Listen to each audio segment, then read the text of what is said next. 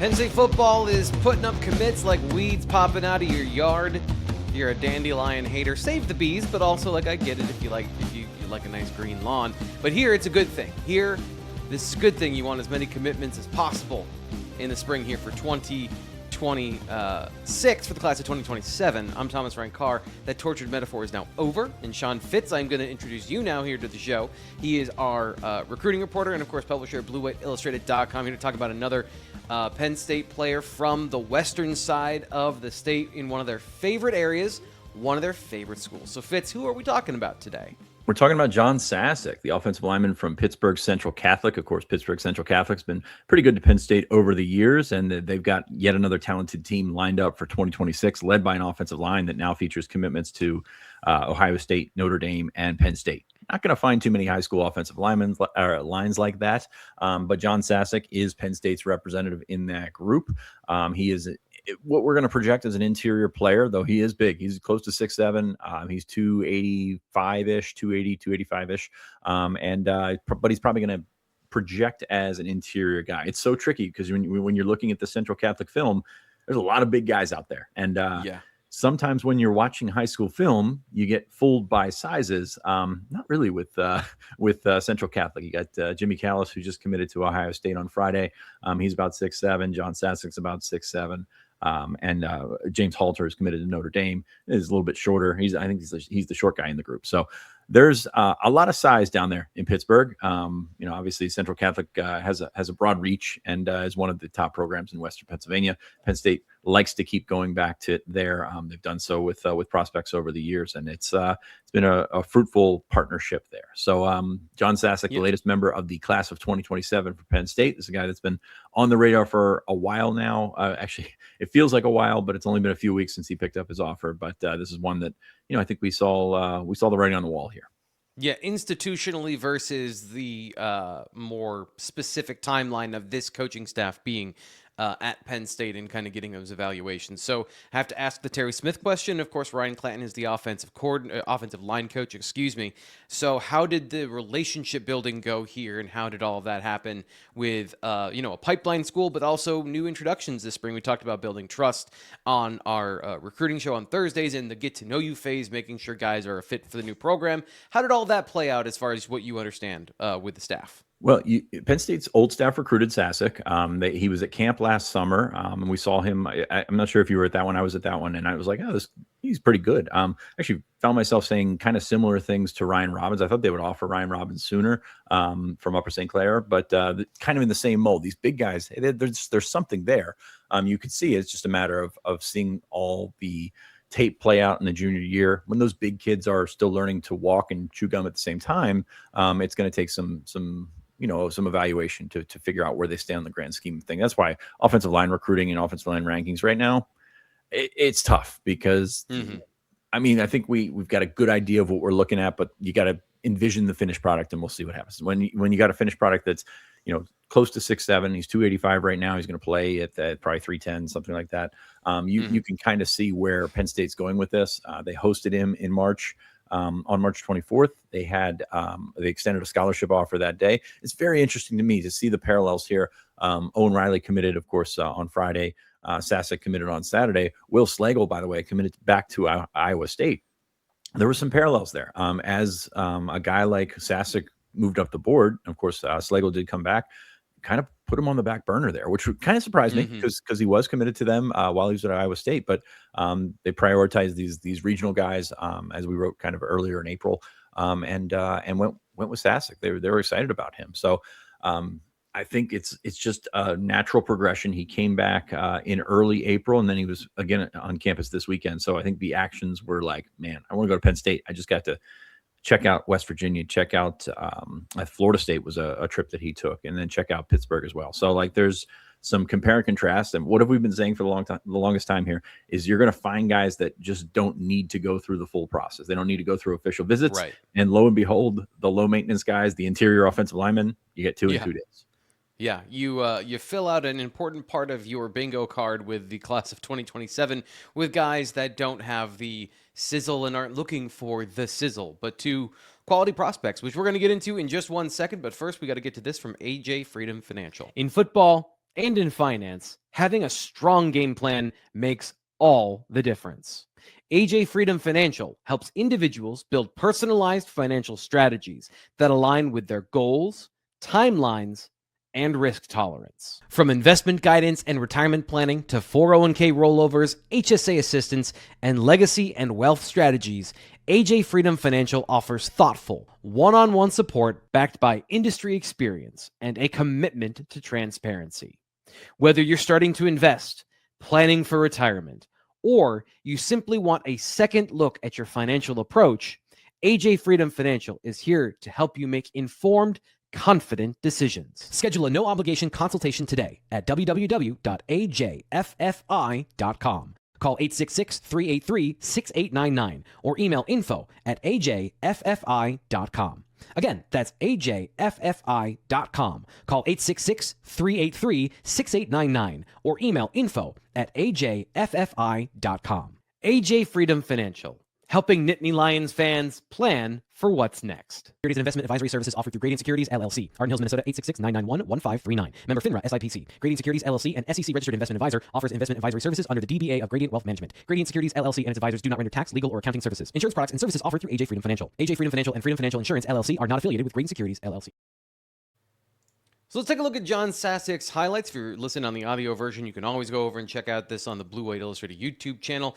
As Fitz mentioned, he plays left guard for Central Catholic, and this isn't, to me, a situation of, well, the other guys are, maybe slightly better or anything like that. It's that he is truly, from a skills perspective, he is an interior offensive lineman. He's a run blocker. He's a physical finisher, but I wouldn't say he's the most athletic player that Penn State has recruited on the interior.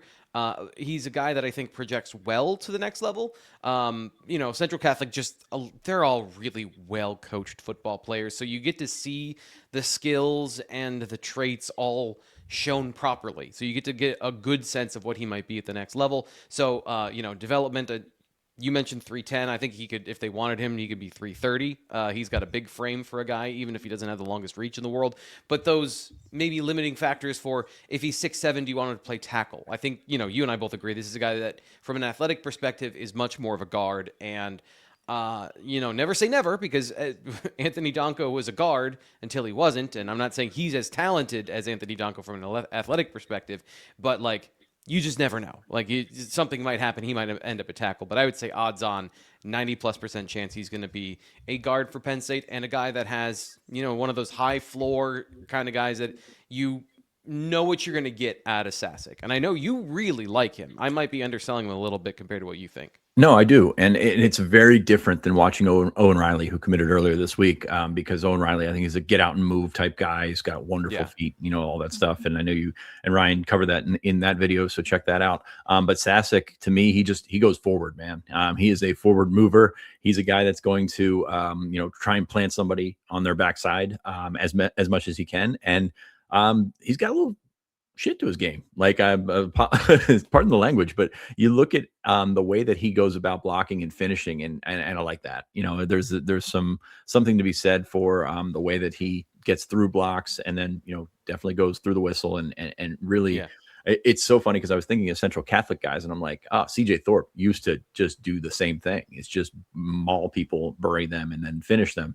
It didn't end up working out at Penn State as much for CJ, but you got the same kind of mindset here. And I look at, and I'm not a huge Jimmy Callis guy. I know he committed to Ohio State, and Clemson wanted him, Georgia wanted him. The top schools wanted him. But I look at this and I see a more successful high school offensive lineman in Sassic right now. And Callis can be a top guy, no doubt about it. But I think that's more projection than a look at what he is right now. You look at Sassic right now and you can see it, and then you can see okay, well, he can get more athletic. And I agree with you. I think the numbers aren't that kind in terms of his length is fine. 32.5-inch arms is fine, but not 6'7" tackle type numbers.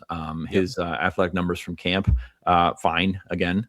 But I think when you put the gear on, you see a different kind of player there, a more physical, more aggressive player, a guy that kind of plays a little bit tougher than his teammates that are going to big time schools. Yeah, and a good pass blocker. That's the other thing I think it's important to say is he's not just a run blocker, and this is what I was kind of rolling into the idea of these Central Catholic guys are really well coached, and you can see they have good technique and they have good awareness, and they're understanding the basic principles of football. And I like his pass blocking. I like his ability to anchor and all those things, which are all we're looking for just the baseline of these things. I'm not looking for him to have like the detailed, sophisticated hand usage or any of those things, but just generally overall, I think he's a good pass blocker. So he's not going to be a vulnerability, I think, as a player from a technique standpoint. I don't think there's anything missing from his game. But when you talk about, people have asked about even Owen Reilly about are they going to move up in the rankings? Are they going to be 4 stars? And I don't think that you do. I don't think you necessarily need to be a 4-star guard to be good at football and to be productive on the football field.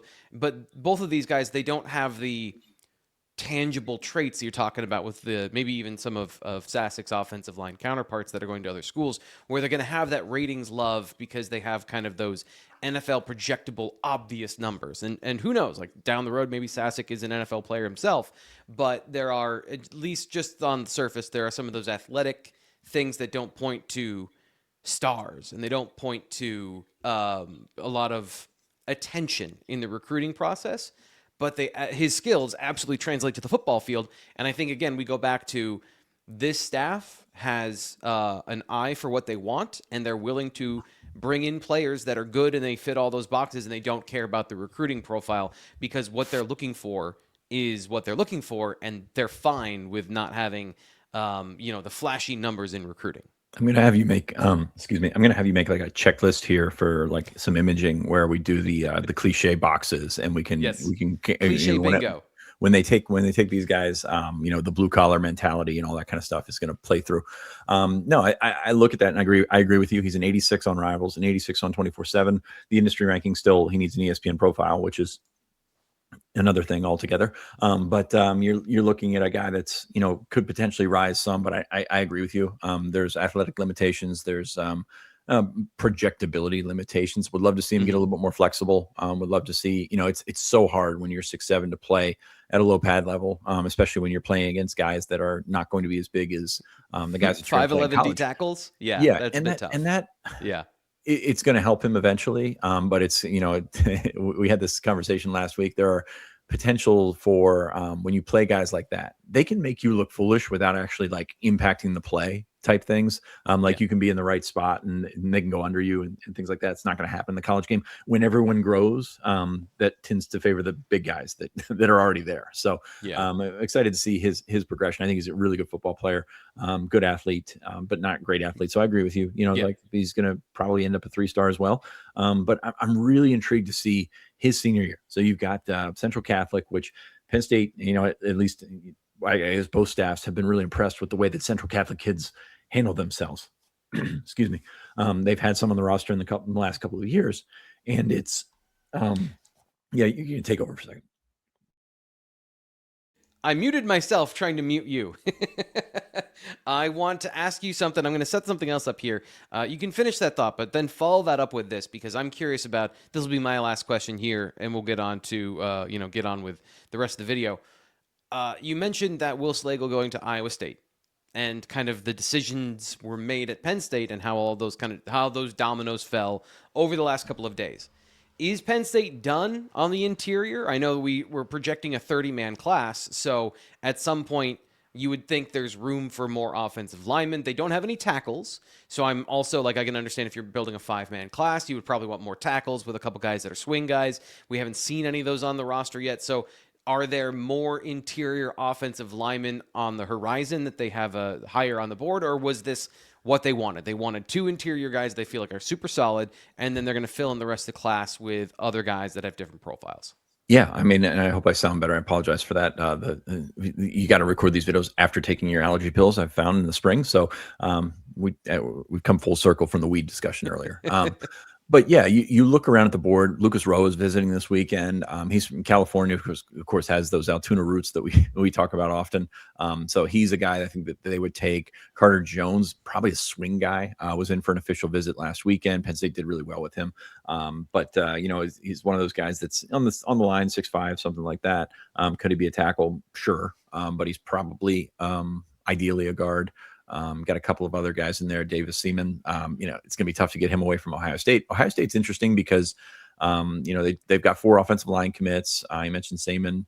But also they're in the mix for Ryan Robbins as well, that we mentioned from Upper St. Clair, who is a tackle. But at the same time, numbers are finite there at every program. So I think you're going to see a little bit of a ripple effect there with how they're recruiting guys. So you've got a couple of guys that we just mentioned. Kyler Kuhn from Missouri has been in a couple of times. He's high on Penn State, but that would be a tough one for me to see coming together. So yeah, I still think they're open to it. But you look at the numbers in this offensive line room, and they're going to have to continue to build out. Now, I think they held the line by bringing in guys like Will Tompkins and Kuel,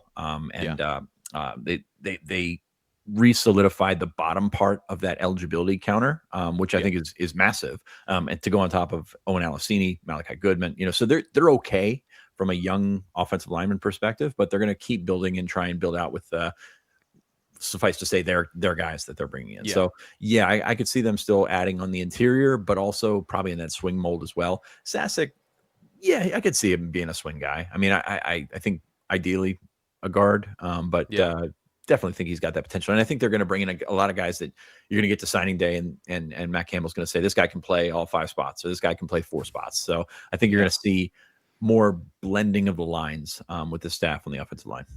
I like that. I think that shows a good. First off, Penn State has needed a little. It's a good place to be when you need a little bit more interior depth than you need tackle depth. But at the same time, you do want to have some pure interior players, and it looks like they're not prioritizing, but they're making sure when they have guys they like and are takes that they're making sure they get them. And I think this is a good baseline here for the class of 2027 on the offensive line, and we'll see what else happens with that. Fitz, thank you. Appreciate you being here. Make sure you subscribe here to the Blue White Illustrated YouTube channel, because there's going to be a lot of these in the next couple of days, because Penn State is pushing hard to get back into it with the class of 2027. So make sure you subscribe and you enable notifications, because when these things pop, you want to be the first to know about it. You can be done. Like, I was out gardening before we were recording this video, so then you can just get a notification on your phone, and then bing, you watch it while you're standing out there. You take a break, have a swig of water, you watch this for 15 minutes, you go back to your gardening, and you get to have the best of both worlds, being on the inside while being outside. I'm Thomas Frank Carr for Sean Fitz. We'll talk to you next time news breaks from Blue White Illustrated.